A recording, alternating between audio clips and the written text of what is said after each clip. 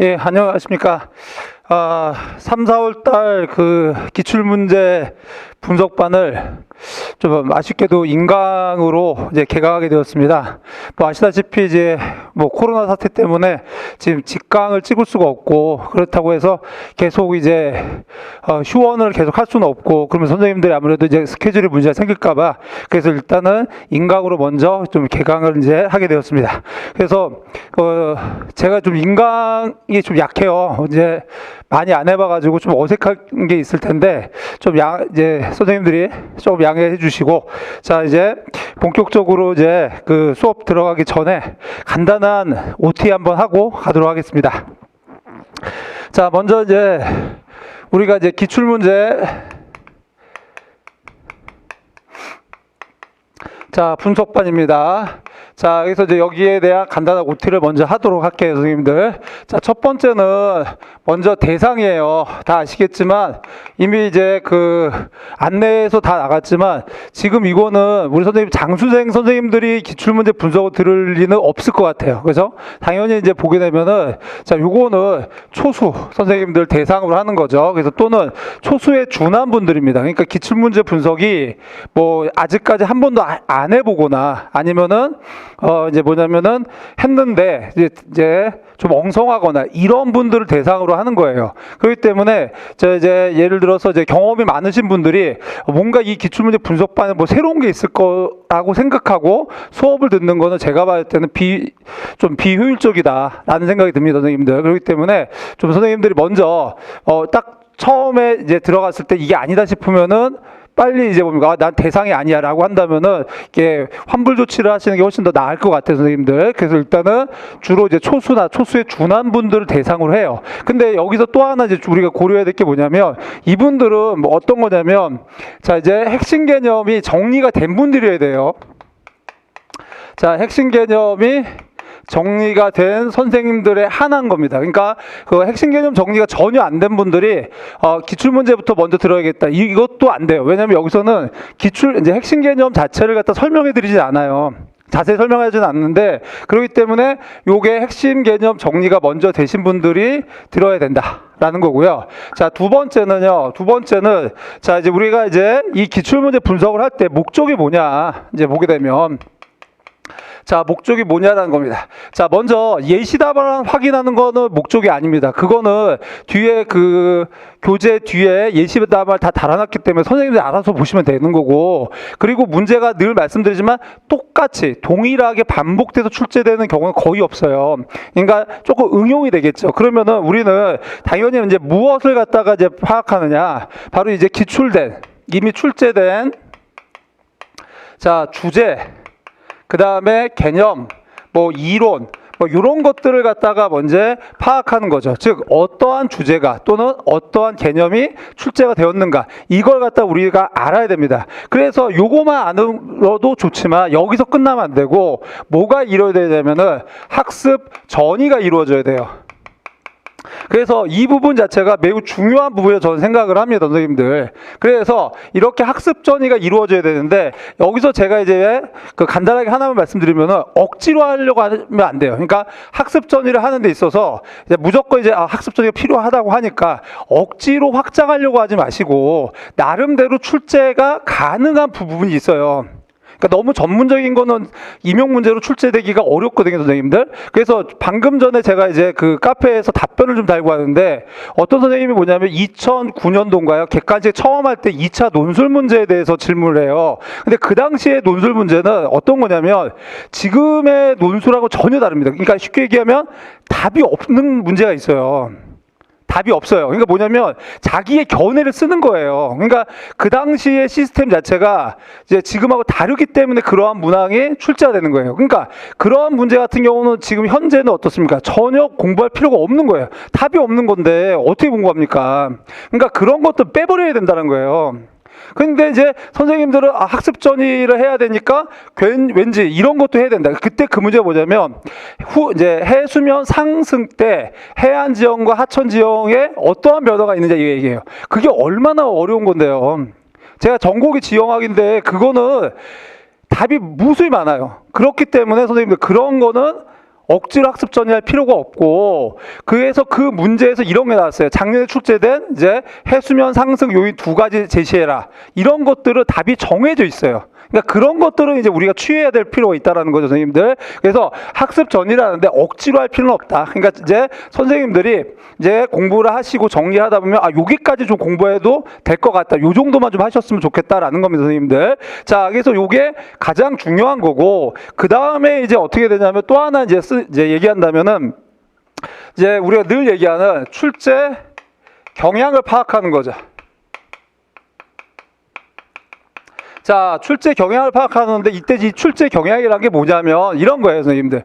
그러니까 추론형이냐, 문제가 그러니까 뭐냐면 미리 배경 지식 없이 제시문을 가지고 답을 작성할 수 있는 것이냐, 아니면 이제 뭐냐면 추론형이냐, 아니면 뭡니까? 또는 자, 이제 배경 지식을 가지고 문제를 푸는 거냐, 이런 거죠.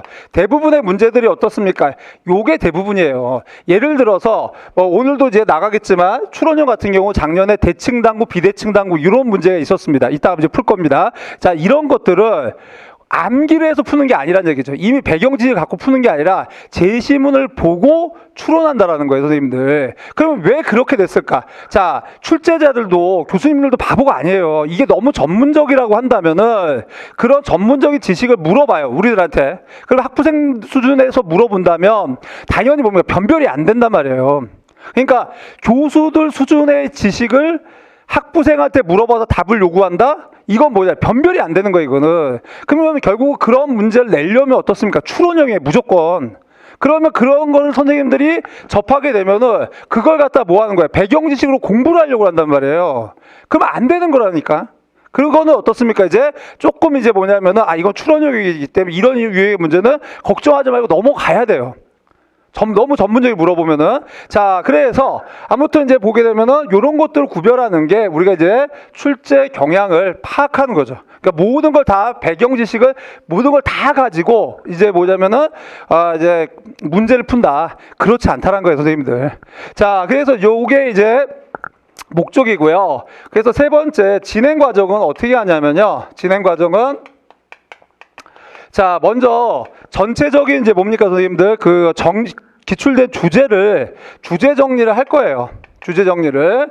자, 이 주제 정리를 아주 이제 제가 늘 하는 게 뭐냐면은 구조도를 그려서 해요. 근데 이 구조도를 갖다 선생님들은 뭐냐면 프린트를 해서 줘라. 이게 따라하기 힘들다. 근데 저희가 일부러라도 안 주래요. 왜? 이거는 암기하려고 하지 마시고 선생님들이 혼자 한번 그려보란 말이에요.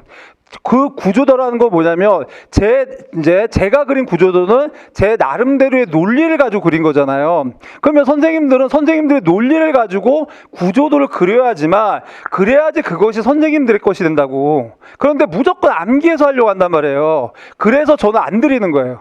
그러니까 선생님들이 한번 이제 그려보고 이제 선생님들은 뭐가 이제 답답해하냐면 어떻게 그리는 게 맞는 건지, 이게 맞는 건지 틀리는 건지 구별을 못하겠다. 왜 그럴까? 꼭 어떻습니까? 선생님들 꼭 답을 확인하려는 습관 때문에 그래요. 그러니까 무조건 뭘 확인하고 그거에 맞춰서 이제 맞다 틀리다 이거 판단하려고 하는데 그게 잘못됐다고. 왜? 내가 늘 얘기하지만 공부에는 어떤 왕도가 없어요. 방식이 없다고요. 그러니까 선생님 나름대로 자기가 스스로 봤을 때 요 흐름이 맞다라고 하면은 맞는 거예요, 그게. 그래야지만 실제 시험장에서도 자기의 논리를 가지고 문제를 해결할 수 있는 거예요. 우리가 맨날 이제 지리교육론에 가서 문제 해결 능력, 의사결정 능력 이런 거 향상시킨다 이렇게 말하자만, 근데 선생님들 스스로 어떻습니까? 문제 해결 능력이나 의사결정 능력이 없어요. 답을 못 쓴다고 스스로. 무조건 외운 것만 쓰려고 한단 말이죠. 그러면 안 된다는 거예요. 그래서 구조도를 선생님들도 한번 그려보고, 그리고 선생님들이 그려본 거하고 제가 그린 거하고 비교도 좀 해보고, 좀 아무튼 이제 이렇게 진행을 하시면 될 것 같고요. 그래서 이게 이제 전체적으로 자, 이렇게 뭐를 보는 거죠? 일종의 숲을 보는 거죠. 자, 이 안에는 기출된 주제와 그 다음에 기출되지 않은 주제까지 자, 제 나름대로 포괄해서 한번 이게 숲을 보고, 자, 그 다음에 이제 뭡니까? 이제 개별 문제풀이를 하는 거죠. 그래서 이제 개별 문제를 접하게 됩니다. 자, 이렇게 되는데, 그럼 개별 문제마다 이제 뭡니까? 각각의 뭐를 또 확인해야 되겠습니까, 선생님들? 요거 일종의 나무가 되겠죠? 이쪽 나무가 되겠고, 자, 여기에서는 뭡니까? 당연히 소주제들, 구체적인 소주제들이 어떤 게 나왔는가, 이런 것들을 좀 확인하는 작업을 하도록 하겠습니다. 자, 그래서 일단 OT는 이렇게 간단하게 좀 정리를 좀 해봤고요, 선생님들. 자, 그래서 먼저, 자, 이제 직접 교재를 보고 가도록 할게요. 교재 130쪽에 보시게 되면 토픽 1, 암석과 지각 변동입니다. 자, 그러면 먼저 암석을 한번 정리를 해야겠죠, 선생님들. 자, 암석에 대해서 한번 정리를 좀 해보도록 하겠습니다. 자, 그러면 선생님들도 이제 만약에 내가 조금 자신 있다 하면 어떻습니까? 여기서 수업 듣다가 딱 멈추시고 암석에 대해서 한번 구조도 그려보시는 거예요, 선생님들이.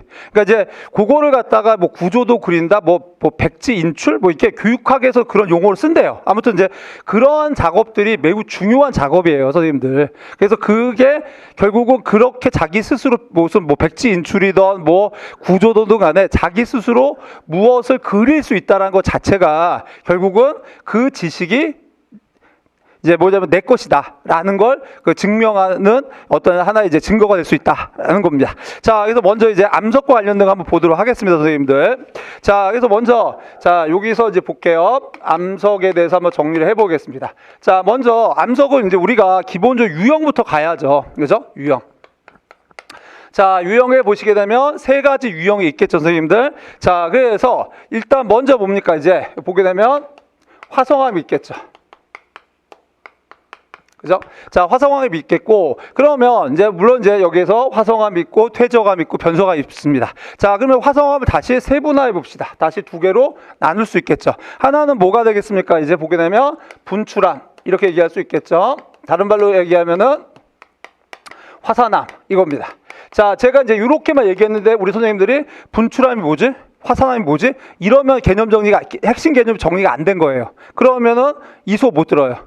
그러면 이제 스톱하시고 환불하시고 뭐 핵심 개념을 듣든지 아니면 혼자서 독학을 하시든지 아무튼 핵심 개념을 끝내놓고 오셔야 돼요.